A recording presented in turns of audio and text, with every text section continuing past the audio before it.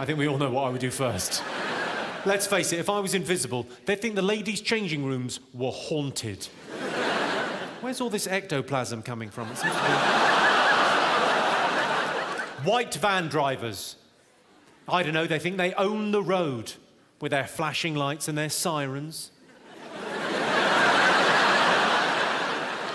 Oh, there's been an accident.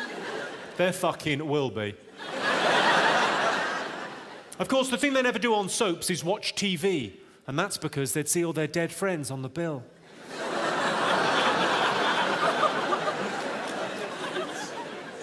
Have you just spotted the AIDS? Well done. Whenever I see a sticker on the back of a car saying Princess on Board, it always makes me think of Diana.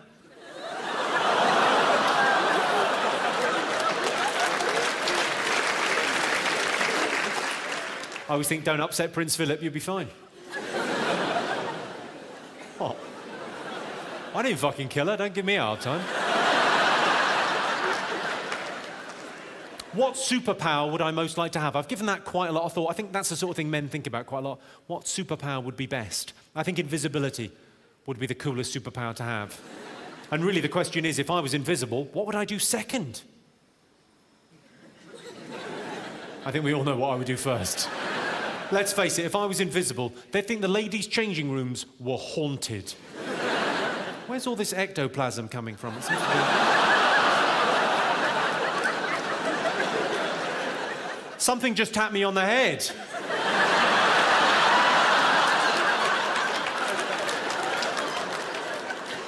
Manners cost nothing.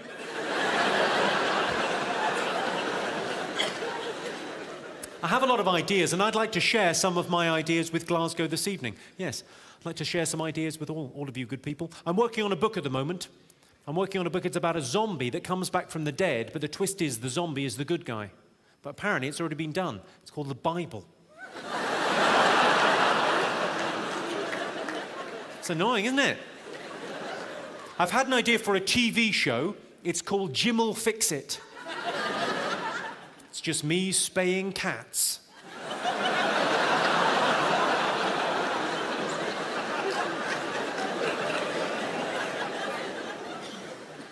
The first guy that persuaded a blind person they needed sunglasses, he must have been a hell of a salesman.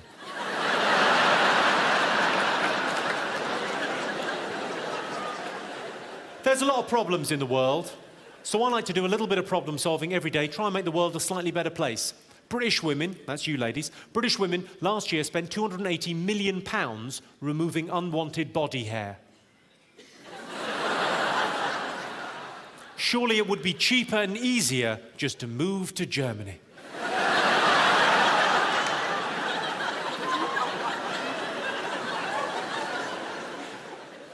If you're worried about putting on a few extra pounds and you want to be ready for next summer with your beach body, why don't you visit Somalia and get some fucking perspective?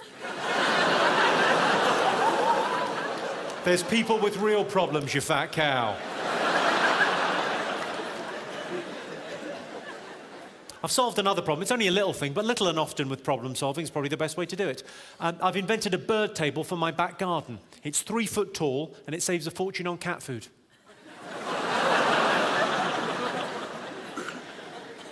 I tell you who I think should team up. Neighbourhood Watch and Peeping Toms. It's a good idea, isn't it? A marriage made in heaven. And it would add a whole new dimension to the term curtain twitching. Because curtain twitching could mean checking up on the neighbours, seeing everything's okay, or curtain twitching, female masturbation.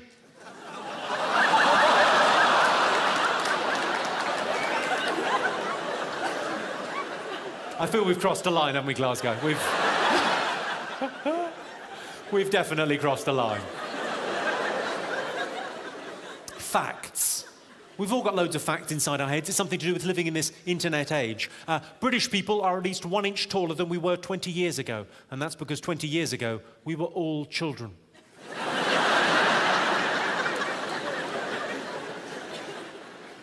40% of people use their mobile phone to cheat on their partner. I use Mr. Tinkle.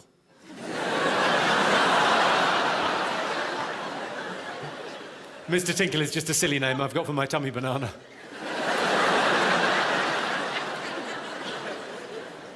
Most bingo winners don't tell their other halves about their windfall, and that's because their husbands are dead.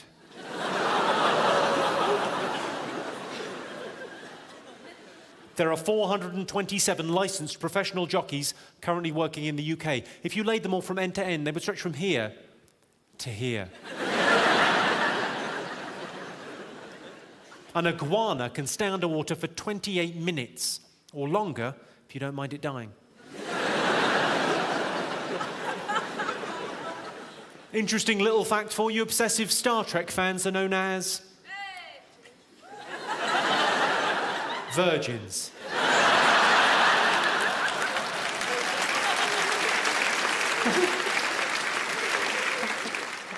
Sorry. Are you a big Star Trek fan? But how old are you? Do you mind me asking? You seem like... What, sorry? 20. 20. Right. So definitely not a virgin in Glasgow. What do you do for a living? I'm a secretary. You're a secretary? Yes. Nice. Is it 1950 already? 2010, actually. What? 2010, actually. All right. You seem a bit chippy. Oh, it is Glasgow, sorry. I'd love to chat more, but I'm at work. So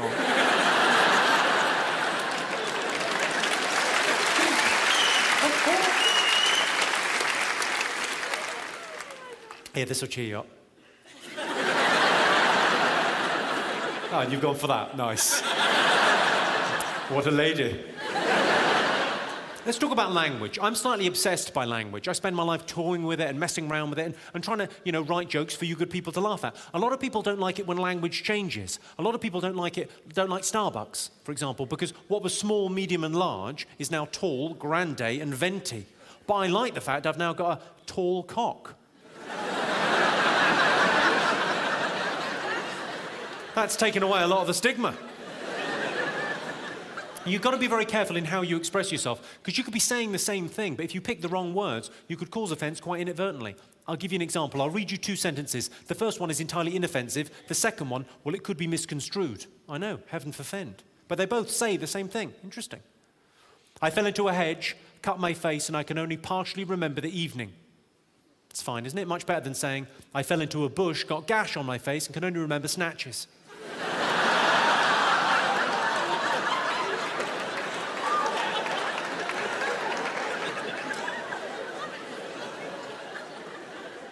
Doesn't maternity makes it sound like you're going to be fat forever. And some of you will be.